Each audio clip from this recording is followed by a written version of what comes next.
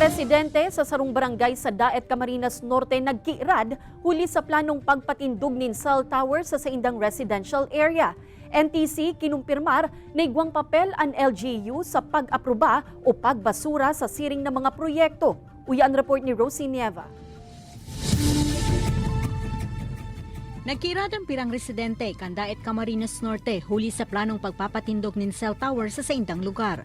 Sigon sa residenteng si Edralin, posibleng maapektaran kang higibuhong konstruksyon ang saindang harong urog na taharos kataid sa nanindaan lote na bubugtakan kan tower. Malaki yung posibilidad na mabubungkal yung pader namin at pwede ding pati yung gilid ng bahay namin. Ano yung magiging nun sa amin? Siyempre, epektado kami.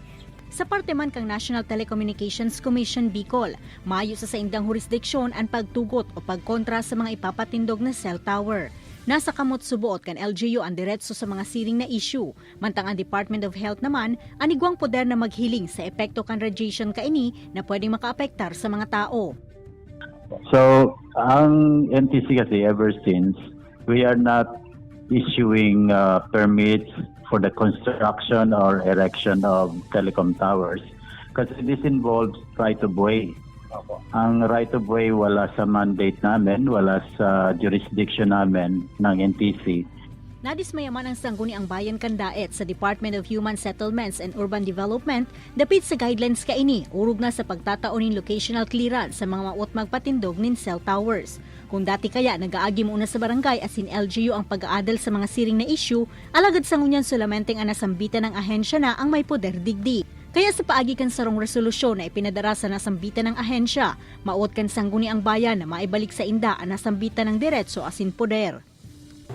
Nalaman ko lang na biglang nabigyan ng DSUD ng locational clearance. At siyempre, dito naman sa municipal engineering, wala silang magagawa. Kundi, issuean na rin sila ng building permit.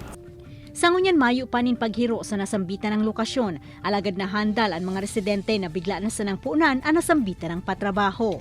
Ini si Rosie Nieva, Balitang Bicolandia.